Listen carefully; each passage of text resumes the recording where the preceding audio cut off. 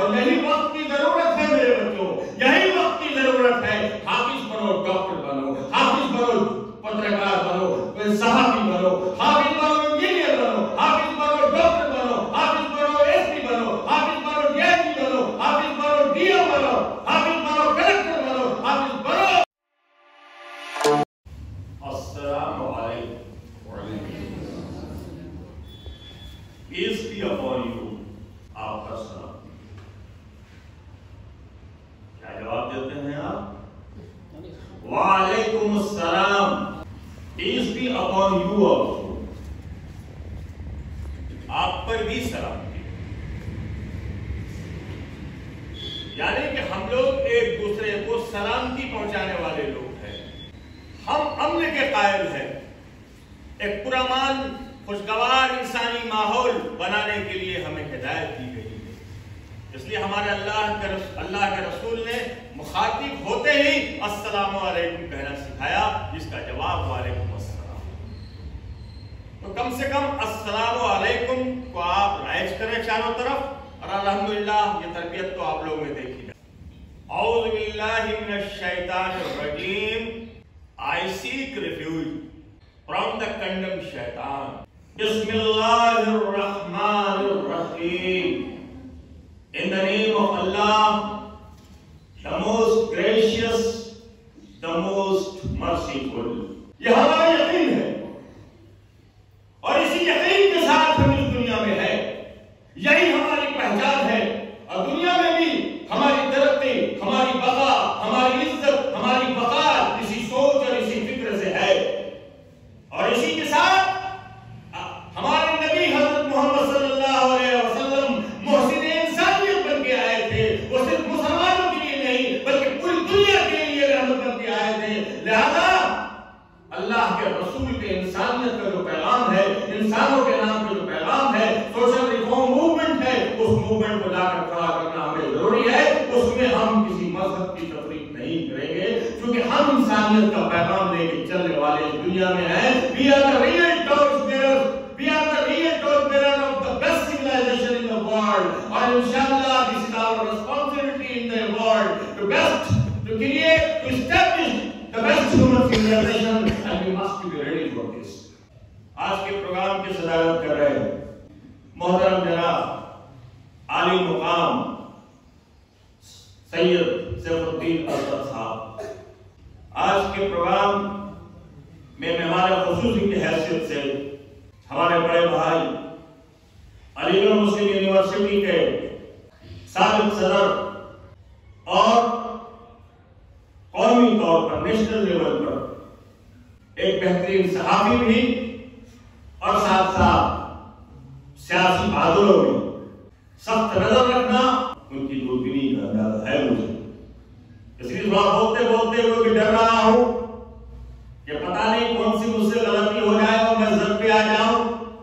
لہٰذا حضرت سے توقع چاہوں گا کہ اگر مجھ سے کہیں پر بھی، چونکہ میں بھی انسان ہوں، غلطی ہو سکتی تو کم سے کم یہ ہے کہ ہماری اصلاح کرنی ہے.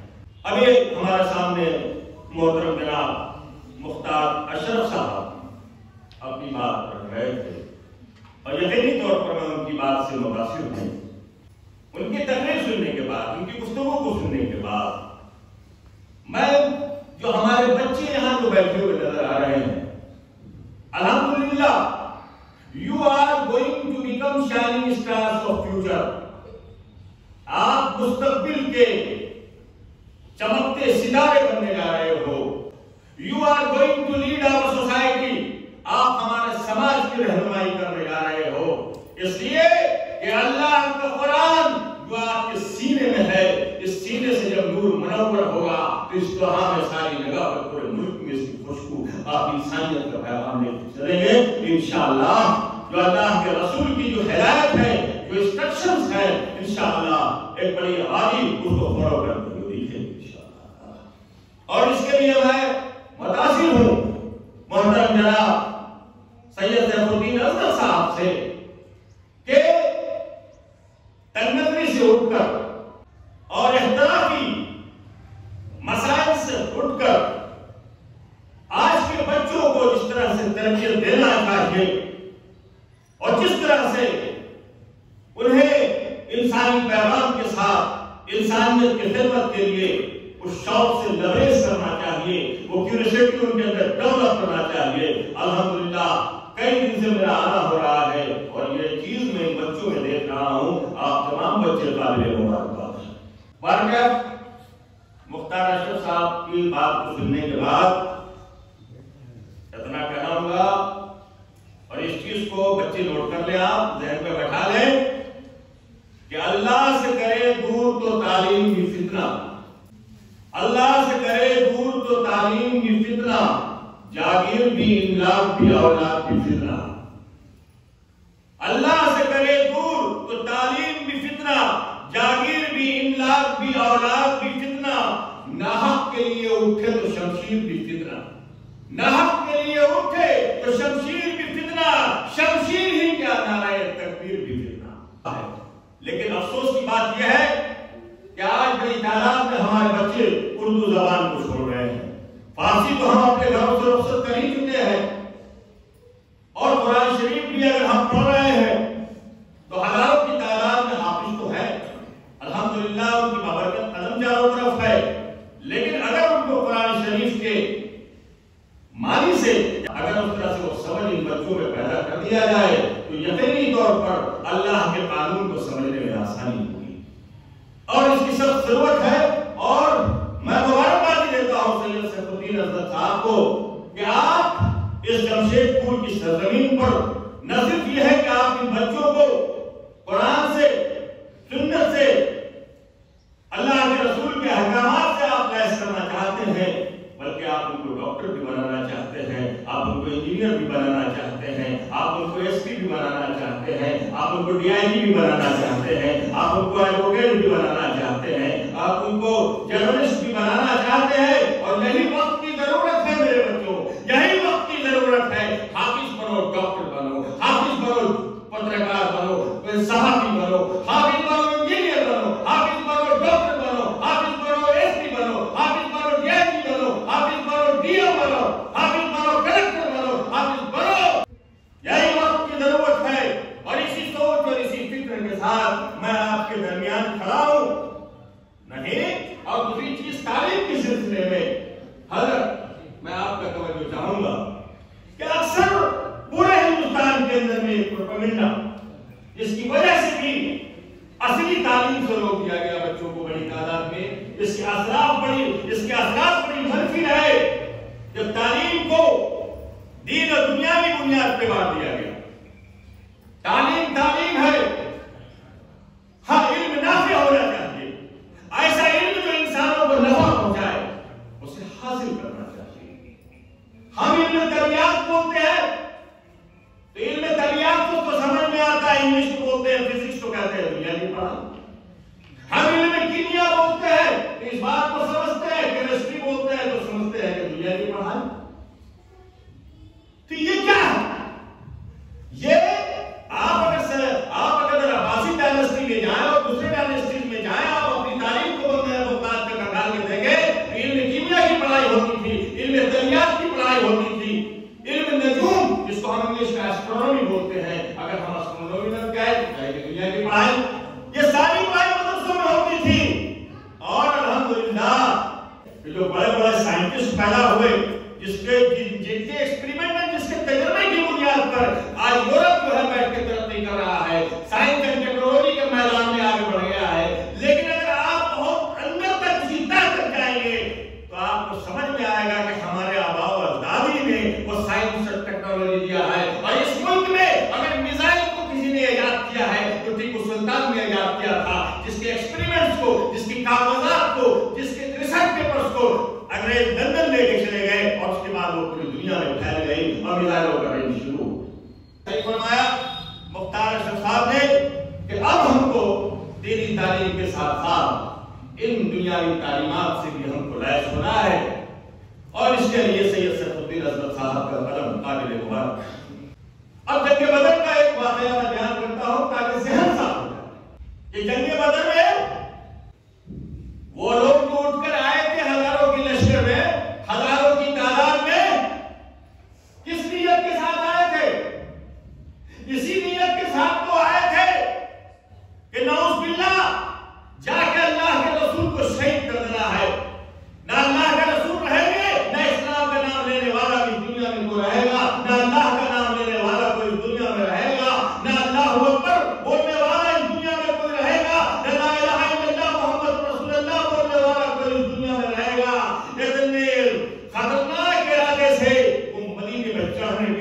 تھے اور جنگ بدر میں مقابلہ ہوا. یہ الگ بات ہے کہ اللہ کی مدد ہوئی اور جنگ بدر میں آپ غالب آئے اور ہزاروں کی اس لشکر کو نہ صرف یہ ہے کہ شکست فاش ہوئی بلکہ ان کو اڑا مکہ بھاگنا پڑا. لیکن حضرت تاریخ کے پنوں کو، سیرت کی کتابوں کو جب میں دیکھتا ہوں تو دنیا کی تاریخ میں مجھے وہ مثال نہیں ملتی. دنیا کی کسی تاریخ میں مجھے وہ مثال نہیں ملتی کہ جب جنگ بدر میں بہت سارے وہ لوگ جو بہت تباہ ارادے سے آئے تھے، خطرناک ارادے سے آئے تھے، جب شکست کھا گئے تو کچھ لوگ تو فرار ہو گئے، کچھ لوگ قیدی ہو گئے. تو اس زمانے میں جو تاوان وعدہ جو ادا کر کے جو ہے فدیہ ادا کرنے کے بعد بہت سارے لوگ چھوڑ دیے گئے.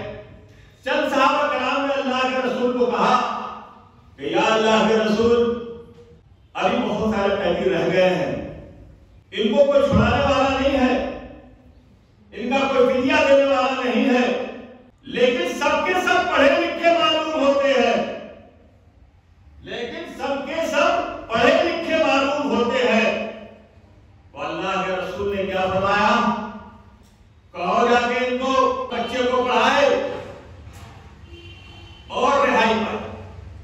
یعنی کہ تعلیم پانے کے لیے یہ جو شرط ہے رہائی کا، دنیا کی کسی تاریخ میں نہیں ملتا ہے. اور یہیں سے سوال حضرت میرے ذہن میں اٹھتا ہے کہ پھر جنہوں نے ایمان ہی نہیں لایا، جو اللہ کے رسول کو قتل کرنے کے ارادے سے، شہید کرنے کے ارادے سے، خطرناک ارادے سے آئے تھے، وہ اللہ کے رسول کے قید میں تھے. اور اللہ کے رسول کو فرمان دے کے ایک حکم ہے کہ تعلیم دو بچوں کو اور رہائی پاؤ. تو اس وقت ان کے پاس کون سی تعلیم ہوگی؟ وہ تو ایمان لائے نہیں تھے. تو اس وقت کی جو رائج تعلیم تھی، دنیا کی رائج تعلیم تھی، اس کا حکم تھا اور بچے کو تعلیم حاصل کرنا. یہ وہاں سے ہمیں ایک نقطہ ہی ملتا ہے. لہذا مختار اشرف صاحب کی جو گفتگو تھی، اسی گفتگو کے ساتھ میں نے اس کو ایڈ کیا ہے، اس کو بڑھایا ہے. دوسری چیز میں ابھی نہیں کہنا چاہتا ہوں، حالانکہ ہلاکو خان ابوبکر کا ایک واقعہ ہے لیکن لمبا ہو جائے گا. اور ہمارے پھر بڑے بھائی محترم ہیں، ان کو بولنا ہے، ہم تو انشاءاللہ پھر آپ کے درمیان آئیں گے. لہذا آپ کی گفتگو سے سر سید کا بیان یاد ہے. سر سید کا بیان، سر سید رحمت اللہ علیہ نے فرمایا، سر سید صاحب نے فرمایا کہ ہمارے بچے ایک ہاتھ میں قرآن، دوسرے ہاتھ میں سائنس اینڈ ٹیکنالوجی، اور سر پہ لا الہ الا اللہ محمد رسول اللہ کا تاج لے کے پوری دنیا میں پھیل جائے. فکر مل رہی اور فکر مل رہی ہے، اور اس فکر کے ساتھ الحمدللہ سیف الدین ازدق صاحب نے اس سلسلے کو شروع کر دیا ہے. لہذا اور یہ حدیث بھی ہے، طلب العلم فریضہ علی کل مسلم و مسلمہ، to seek education is obligatory on every Muslim man and woman. لہذا جب میں عورتوں سے مخاطب ہوتا ہوں، جب میں اپنی بہنوں سے مخاطب ہوتا ہوں، ہماری بڑی بہن جو ہمیں ڈانٹتی بھی ہے، پھٹکارتی بھی ہے، کبھی اپنے روب بھی جما لیتی ہے میرے اوپر، محترمہ رضیہ صاحب جو کہ ہمارے گھر کی فیملی ممبر پارٹ ہے، تو ان کے سامنے بات رکھنا چاہتا ہوں کہ عورتوں کی تعلیم کیوں ضروری ہے، لڑکیوں کی تعلیم کیوں ضروری ہے. اس لیے کہا جاتا ہے کہ mother is the first school of a baby. Mother is the first school of a baby. ماں بچی کا پہلا مدرسہ ہے. لہذا ماں کو تعلیم یافتہ ہونا یقیناً بہت ضروری ہے. لہذا ان کے لیے میں کہیں بھی جاتا ہوں، چاہے میں دلی گیا، چاہے میں پٹنہ گیا، چاہے میں نوادہ گیا، ہزاری باغ گیا، جس سرزمین پہ گیا، اس سلوگن کو میں ہمیشہ سامنے رکھتا ہوں کہ کیا ہے؟ پہلے کیا تھا؟ I want to decorate myself with the jewel of gold and silver. I want to decorate. میں سجانا چاہتا ہوں myself خود کو with the jewel of gold and silver. تعلیم سونے اور چاندی کے زیور سے. زمانہ بدل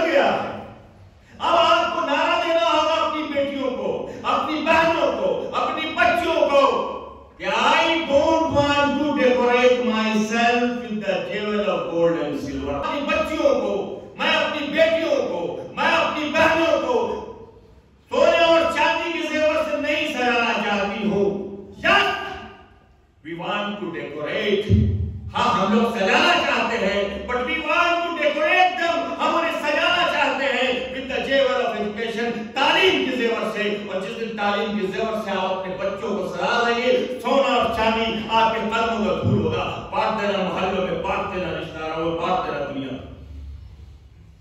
یہ میسج ہے آج کے اسٹرانگ میسج ہے.